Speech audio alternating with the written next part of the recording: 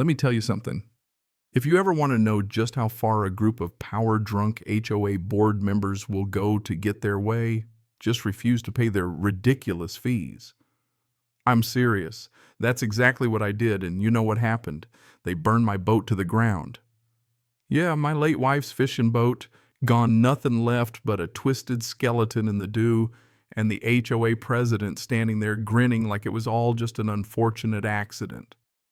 If you think that's wild, buckle up, because they had the nerve to send me a $4,000 bill for the cleanup. That's when I knew these folks weren't just greedy, they were plain evil, and I wasn't about to let them walk all over me. She figured she'd corner a helpless old man, but the joke's on her. I had a card up my sleeve that could end her whole little regime with one signature. That's right, one piece of paper sitting forgotten in my bottom drawer. So let me ask, how far would you go to defend your home, your memories, everything you built? Let me know in the comments, because you're about to watch a takedown.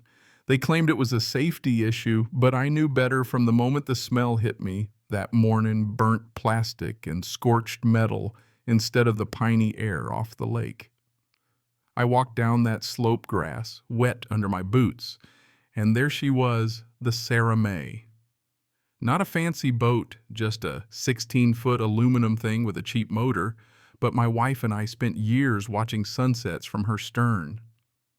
Now she was blackened seats, melted a flag still clinging to the stern, soot-stained, but flying. It was the only defiant thing left, and for a minute I just stood there and stared, this cold knot twisting in my gut. See, I'm not new to fire. I wired houses and city grids for 40 years. I know a real electrical fire from sabotage. This was no accident. Battery cables sliced. Deliberate. The flames started right after I got that final notice from the HOA, a junk letter threatening aesthetic compliance penalties and community landscaping surcharges. $870 in fake late fees, and at the bottom, immediate action required or property lien. I wasn't about to pay, not because I'm stubborn, but because I know a scam when I see one. My land's never been part of Lakeside Landing HOA. My granddad bought it when this was all fields, and I built my house before any of those cookie-cutter homes appeared across the lake. They had no more claim than a mugger with a clipboard. 2 days after that letter, here comes Marcia Pike. Picture this, a 50-something woman in spotless yoga gear, sunglasses, and a clipboard like it's the royal scepter. She doesn't even use the walk, just power marches up my gravel drive. Frank Delaney. I'm Marcia Pike, HOA president.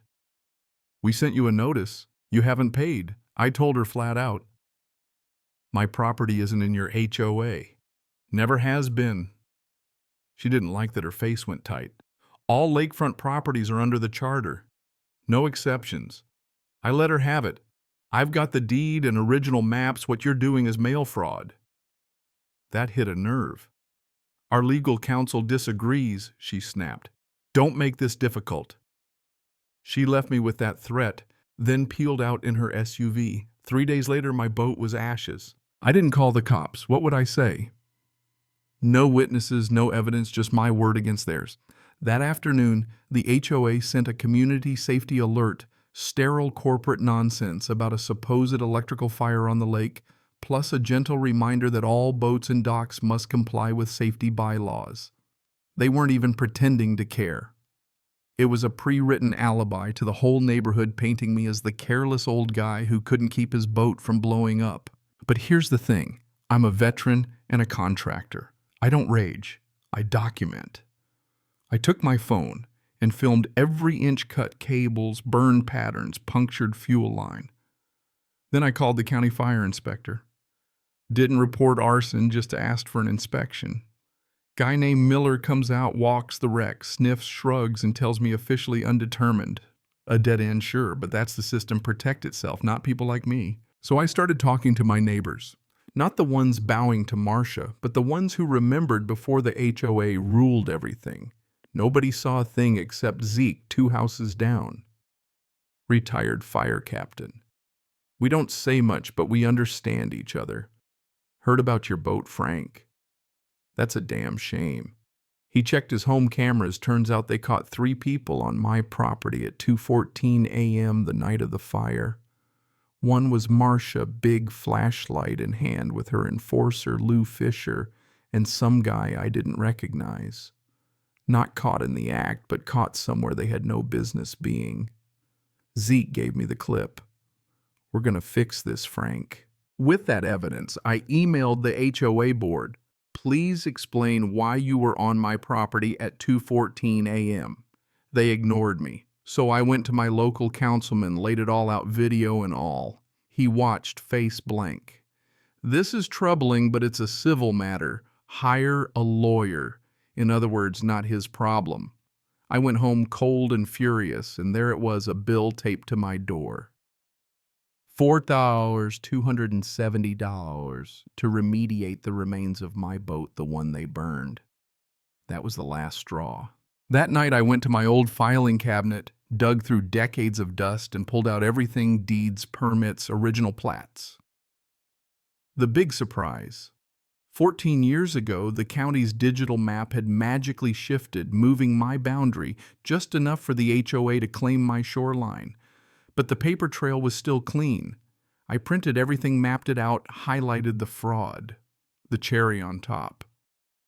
An old email from a former board member, Bob Schmidt, who warned me years ago that Marcia and her pals had talked about folding in my land and burying me in legal paperwork. Her actual words: he's too old to care. Just bill him. Got that in writing. I built a binder: deeds, maps, fake invoices, Zeke's video, and that smoking gun email. But it still felt incomplete, like there was a nuclear option I was missing. That's when I remembered Elliot Granger, the old zoning clerk, legendary for knowing every loophole in the county. I called him up. Frank Delaney, you're the contractor who actually brought his own tape measure. He remembered me. I told him the story, and he laughed when he heard Marcia's name. You did all the utility easements for that whole area, didn't you? I had. Then dig out your founding deed.